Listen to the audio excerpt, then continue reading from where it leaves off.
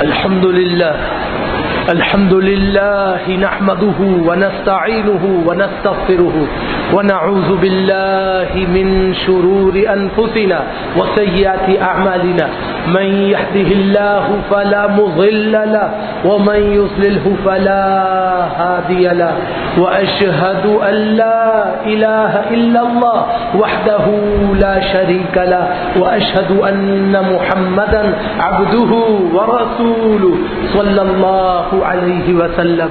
اللهم صل على محمد وعلى آل محمد كما صليت على إبراهيم وعلى آل إبراهيم إنك حميد مجيد. اللهم بارك على محمد وعلى آل محمد كما باركت على إبراهيم وعلى آل إبراهيم إنك حميد مجيد. اللهم بارك على محمد وعلى آل محمد كما باركت على إبراهيم وعلى آل إبراهيم إنك حميد مجيد. أعوذ بالله من الشيطان الرجيم من حمده ونفخه ونفثه. بسم الله الرحمن الرحيم. يا أيها الناس اتقوا ربكم الذي خلقكم من نفس واحدة وخلق منها زوجها وبث منهما رجالا كثيرا ونساء واتقوا الله الذي تساءلون به والأرحام إن الله كان عليكم رقيبا. يا أيها الذين آمنوا اتقوا الله حق تقاته ولا تموتن إلا وأنتم مسلمون. يا أيها الذين آمنوا اتقوا الله حق تقاته ولا تموتن إلا وأنتم مسلمون. يا أيها الذين آمنوا اتقوا الله وقولوا قولا سديدا يصلح لكم أعمالكم ويغفر لكم ذنوبكم ومن يطع الله ورسوله فقد فاز فوزا عظيما. وقال النبي صلى الله عليه وسلم فإن خير الحديث كتاب الله وخير الحدي حدي محمد صلى الله عليه وسلم وشر الأمور محدثاتها وكل محدثة بدعة وكل بدعة ضلالة وكل ضلالة في النار. أعوذ بالله من الشيطان الرجيم من حمده ونفخه ونفثه. بسم الله الرحمن الرحيم. لا يكلف الله نفسا إلا وسعها لها ما كسبت وعليها ما اكتسبت. ربنا لا تؤاخذنا إن نسينا واخطأنا ربنا ولا تحمل علينا إصرا كما حملته على الذين من قبلنا ربنا ولا تحملنا ما لا طاقة لنا به واعف عنا واغفر لنا وارحمنا أنت مولانا فانصرنا على القوم الكافرين. اما بعد. انتہائی مختصر سی حمد اور ثنا کے بعد سورہ بقرہ آیت نمبر 286 آپ کے سامنے پڑھی ہے. اللہ سبحانہ و تعالی اس آیت میں بہت سارے ارشادات کو جمع کر کے ایک بات سمجھانا چاہتا ہے، اور وہ یہ ہے کہ تمہیں اللہ نے جو صلاحیت دی ہے وہ تکلیف ما لا یطاق. یہ بات سمجھ لیں، اللہ نے تمہیں جو چیز دی ہے وہ تکلیف ما لا یطاق نہیں ہے. اللہ نے تمہاری صلاحیت دیکھتے ہوئے تمہیں عمل کے لیے منتخب کیا ہے. تمہاری جتنی صلاحیت ہے اللہ نے تمہیں اتنے عمل کی اجازت دے دی ہے. اللہ فرماتا ہے لا یکلف اللہ نفسا الا وسعها. ہم نے تو بندے کو اتنی ذمہ داری دی ہے جتنی اس میں وسعت ہے، جتنی اس میں طاقت ہے، جتنی اس میں صلاحیت ہے، اتنی ہم نے اس کو ذمہ داریاں دے دی کہ بھائی تمہارے اندر اتنی طاقت ہے، تم یہ اعمال کرنے والے بنو تو تمہارے لیے درجات بلند ہو جائیں گے. تم میں استطاعت تھی تمہیں اشراق دی، تم میں استطاعت تھی تمہیں اوابین دی، تم میں استطاعت تھی تمہیں ضحیٰ دی، تم میں استطاعت تھی تمہیں صلوات الخمسہ کا مقرر کیا، تم میں استطاعت تھی تم پہ زکوٰۃ کو فرض کر دیا، تم میں استطاعت تھی تو تم پر رمضان کے روزے فرض کیے، تم میں استطاعت تھی تمہیں حج البیت من استطاع الیہ سبیلا کی شرط کے ساتھ تمہیں حج بیت اللہ مقرر کر دیا، تم میں جتنی وسعت اور طاقت تھی اللہ نے تمہیں اتنی ذمہ داری دے. اب اللہ کہتا ہے کہ آ جاؤ اصل نقطے کی طرف. یہ تو ذمہ داری لینے اور دینے کی بات تھی. اصل نقطہ کیا ہے؟ اصل مسئلہ کیا ہے؟ اصل نوعیت کیا ہے؟ اصل اشارہ کیا ہے؟ لہا ما کسبت وعلیہا ما اکتسبت. جو نیکی کرے گا اس ذمہ داری کو ملنے کے بعد اسے اس نیکی کا بہترین اجر مل جائے گا. اور جو نیکی نہیں کرے گا، گناہ کرے گا، اس ذمہ داری کو ملنے کے بعد اسے اپنے ذمہ داری کے بعد جس قدر گناہ کرتا رہے گا اس قدر اسے خمیازہ بھگتنا پڑے گا. اب یہ نہ سمجھو کہ اللہ نے تمہیں ذمہ داری دے دی تو تمہیں کلی طور پہ معافی کے اعلان میں داخل کیا. نہیں، ایسی بات نہیں. تم جتنے اعمال صالحہ کرو گے اتنے اللہ تمہارے درجات کو بڑھا دے گا، اور جتنے اعمال سو کرو گے اس قدر اللہ سبحانہ و تعالی تمہاری پکڑ کرے گا. اسی لیے فرمایا اللہ کے نبی آپ تو دعا کرنے والے ابھی سے بن جاؤ. اے اللہ کیا دعا کروں؟ ربنا لا تؤاخذنا ان نسینا. اے اللہ ہم انسان ہیں، بڑے بھول چوک کے شکار ہیں اور ہم تو بات میں ہر بات بھول جاتے ہیں. اس قدر بھلا دیتے ہیں، اس قدر بھلا دیتے ہیں کہ ہم سے بھول ہی بھول ہوتی ہے. اللہ جو بھول چوک ہو جائے اللہ اس پر ہمارا معاوضہ نہ فرمائیے گا، کیونکہ انسان تو نسیان سے ہے. جناب آدم علیہ السلام بھی بھول گئے اور ان کی امت بھی بھول گئی. نسی آدم و نسی ذریتہ. اللہ کے نبی علیہ السلام کی صحیح حدیث ہے جناب آدم علیہ السلام چونکہ بھول گئے تھے تو ان کی اولاد بھی بھول جاتی ہے. فرمایا اللہ اس بھول چوک پہ جو معاملہ ہو جائے اس پر ہمارا معاوضہ نہ فرمائیے گا. او اخطأنا، اور اللہ جو ہم سے غلطی ہو جائے، ہم سے خطا ہو جائے اس پر بھی ہمارا معاوضہ نہ فرمائیے گا. ربنا ولا تحمل علينا اصرا كما حملته على الذين من قبلنا. اے اللہ ہم پر اس طرح بوجھ اور مختلف قسم کے وزن کو نہ ڈالیے گا، اس طرح کا بوجھ ہم پر نہ ڈالیے گا جس طرح کہ ہم سے پہلے لوگوں پہ ڈالا گیا کہ وہ اس بوجھ تلے دب گئے اور اس کی جواب دہی میں ناکام ہو گئے. اللہ ایسی جواب دہی سے بچا لیجئے گا، اللہ ایسے بوجھ تلے دبنے سے بچا لیجئے گا. ربنا ولا تحملنا ما لا طاقت لنا به. اے اللہ ہم پر اتنی بوجھ کی کیفیت کو نہ ڈالیے گا کہ جو اٹھانے کی ہم میں طاقت نہیں. اللہ جس کی طاقت نہیں اس میں نرمی فرما لیجئے گا، اور جو اٹھانے کی آپ نے طاقت دی ہے اس میں ترقی عطا فرما دیجئے گا، اور اس میں آگے بڑھنے کے صحیح اور سلیف راستے مہیا فرما دیجئے گا. اللہ ہم پر خصوصی رحمتیں برسا دیجئے گا. واعف عنا، اور اللہ ہمیں معاف کرتے رہیے گا، ہمیں درگزر کرتے رہیے گا، ہمارے لیے بخشش کی راہوں کو کھولتے رہیے گا. واغفر لنا، اور ہمیں گناہوں سے کے دلدلوں سے نکالتے رہیے. واعف عنا کا ارشاد اس مسئلے کی طرف ہے کہ دنیا میں جو خطا ہو جائے دنیا میں ہی صاف کر دیجیے گا. واغفر لنا، اور آخرت کے لیے کچھ بچا کے نہ رکھیے گا، آخرت میں بھی پاک اور صاف فرما دیجیے گا. وارحمنا، اور اللہ جب میدان محشر ہو کوئی بھی نہ ہو آپ کے سوا، اللہ اس وقت بھی ہم پر رحم اور کرم نازل فرمانا. انت مولانا، اللہ آپ ہی تو ہمارے مولا ہیں، آپ ہی ہمارے آقا ہیں. فانصرنا علی القوم الکافرین، اور اللہ کافر قوم کے مقابلے میں نصرت عطا فرمائیے. اس آیت کے اندر بنیادی طور پر ارشاد فرمایا گیا کہ تمہیں جو ذمہ داریاں دی گئی ہیں تم اس کے اہل ہو، تم میں اس کی طاقت ہے. تم سے پہلے لوگوں نے جب ناشکری کی تو اللہ نے ان کو بوجھ تلے دبا دیا، ایسے بوجھ تلے دبایا کہ وہ اس سے نکل نہ پائے، اور یہی بوجھ ان کی ہلاکت اور تباہی کا ذریعہ بن گیا. لہذا تم اللہ سے معافی مانگتے رہنا، بخششیں طلب کرتے رہنا، معافات طلب کرتے رہنا، تو اللہ سبحانہ و تعالیٰ تمہارے لیے انتہائی خیر کا دریچہ مہیا فرما دے گا، اور اللہ تبارک و تعالیٰ تمہارے لیے انتہائی رحمتوں کا معاملہ فرمائے گا. اسی لیے سورۃ الحج آیت نمبر 78 میں فرمایا وما جعل علیکم فی الدین من حرج. اللہ نے اپنے دین میں تمہارے لیے کوئی تنگی نہیں رکھی، تمہارے لیے بڑی آسانیاں ہی آسانیاں ہیں. تم کیوں سمجھنے لگے ہو یہ دین مشکل ہے؟ کیوں تمہیں ایسا لگتا ہے یہ دین مشکل والا بنا دیا گیا ہے؟ ارے یہ دین بڑا آسان ہے، اس پر عمل کرنا بھی آسان، اس میں داخل ہونا بھی آسان، اس کو اختیار کرنا بھی آسان، اس پر مستقل مزاجی کرنا بھی آسان.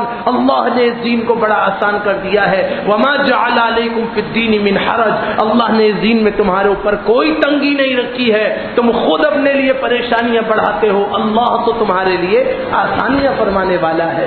تم خود اپنے لیے پریشان کن حالات پیدا کرتے ہو، اللہ تو تمہیں معاف کرنے والا ہے. تم خود اپنے لیے ذخیرہ آخرت کو جمع کرنے کے بجائے گناہوں کے بوجھ کو جمع کرتے ہو، اللہ تو تمہارے لیے مغفرت کا اعلان کرنے والا ہے، اور اللہ تبارک و تعالیٰ کس قدر رحمتوں کو فرماتا ہے۔ اللہ کے پیارے نبی جناب محمد رسول اللہ صلی اللہ علیہ وسلم فرما رہے ہیں، عمران ابن حسین کی روایت ہے صحیح بخاری کتاب التفسیر میں، فرمایا کہ مجھے تکلیف ہو گئی اور میں بیمار ہو گیا۔ کون کہتے ہیں؟ عمران ابن حسین رضی اللہ تعالی عنہ فرماتے ہیں، فرمایا کہ مجھے جو ہے تکلیف ہو گئی تو میں جناب رسول اللہ صلی اللہ علیہ وسلم کی خدمت میں حاضر ہوا اور عرض کیا کہ جی ذرا اندرونی بیماری ہو گئی ہے اور ایک تکلیف ہو گئی ہے۔ تو اللہ کے نبی علیہ السلام نے میرے لیے کس قدر آسانی فرمائی، دیکھو فرمایا صلی قائما وَإِن لَّمْ تَسْتَطِعْ فَقَاعِدًا وَإِن لَّمْ تَسْتَطِعْ فَعَلَى جَنبٍ۔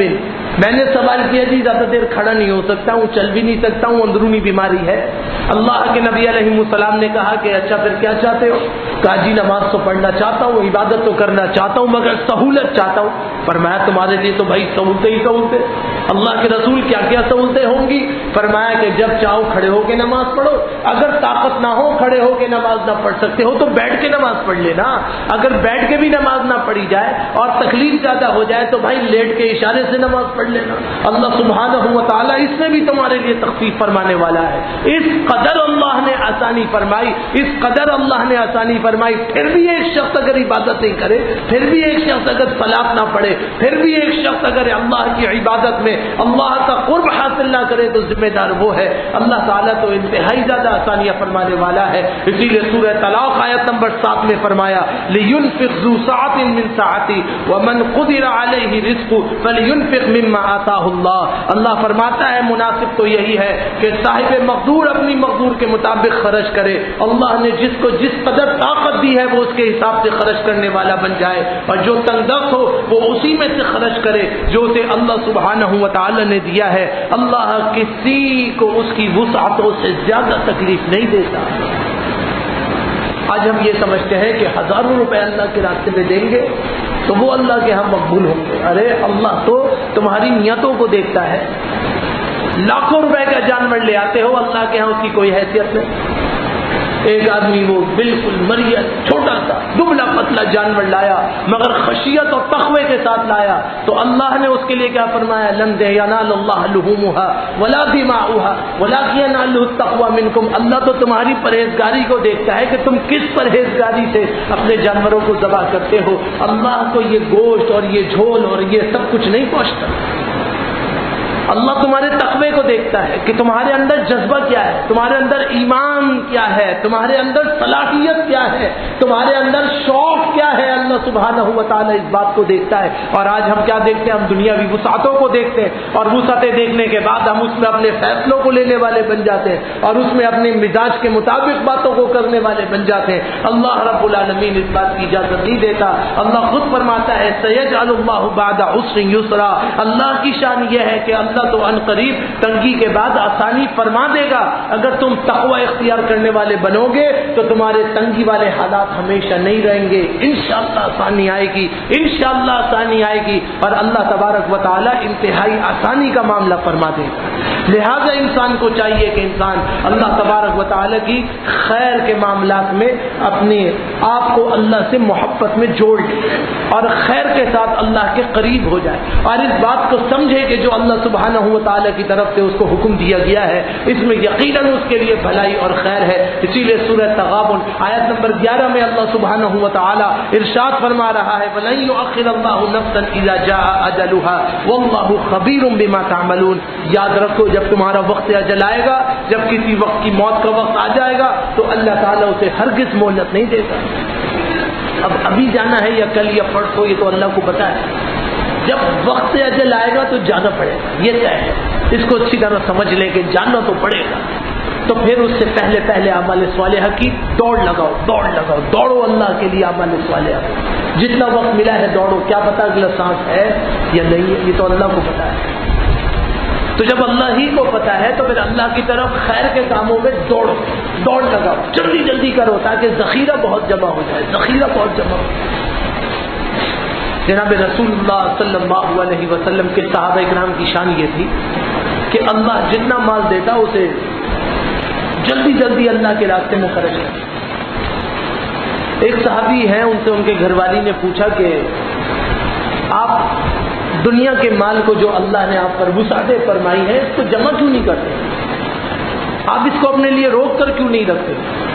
فرمایا کہ ہم نے اللہ کے نبی علیہ السلام کو دیکھا ہے کہ آپ نے صف بندی کا حکم دے دیا، اور صف بندی کا حکم دینے کے بعد آپ نماز پڑھانے کے لیے آگے تشریف لائے اور یکدم الٹے پاؤں اپنے گھر میں تشریف لے گئے، صف بندی رہے۔ اللہ کے نبی علیہ السلام نے جاتے جاتے فرمایا کہ اپنی صفوں میں کھڑے رہنا، واپس نہیں جانا، نماز ابھی ہوگی۔ اب سارے کے سارے کھڑے۔ رسول اللہ صلی اللہ علیہ وسلم کا یہ عمل ایسا تھا جو اس سے پہلے کبھی ایسا نہیں ہوا، لہذا ہمیں تو بہت تعجب تھا کہ کیا ہوا۔ جناب رسول اللہ صلی اللہ علیہ وسلم تھوڑی دیر بعد تشریف لائے اور چہرے پر بشاشت تھی اور آ کر صلاۃ کی، امامت فرمائی، اور اس کے بعد خطبۃ الحاجہ پڑھنے کے بعد فرمایا کہ میرے گھر میں ایک سونے کی ڈلی جیسی ایک چیز تھی جس کو میں نے اللہ کے راستے میں صدقہ کرنا تھا۔ مجھے خیال آیا کہ وہ تو ابھی تک گھر میں موجود ہے، تو پہلے میں نے اسے اللہ کے راستے میں دینے کا حکم دے دیا، پھر آ کے نماز پڑھائی تاکہ اللہ کی چیز اللہ کے راستوں میں لگ جائے۔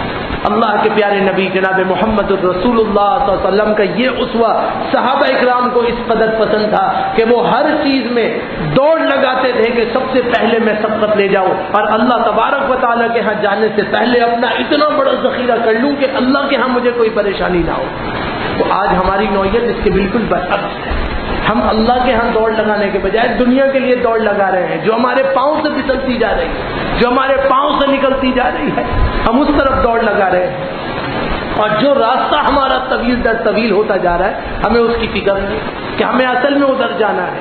اللہ یہی بات فرما رہا ہے وَلَن يُؤَخِّرَ اللَّهُ نَفْسًا إِذَا جَاءَ أَجَلُهَا، ہرگز مہلت نہیں دی جائے گی، جب تمہارا وقت اجل آئے گا تو اللہ اس میں ذرا سی بھی مہلت نہیں دے گا۔ وَاللَّهُ خَبِيرٌ بِمَا تَعْمَلُونَ، اللہ کو سب کچھ پتہ ہے جو تم عمل کرتے ہو۔ یہ بات کیوں فرمائی؟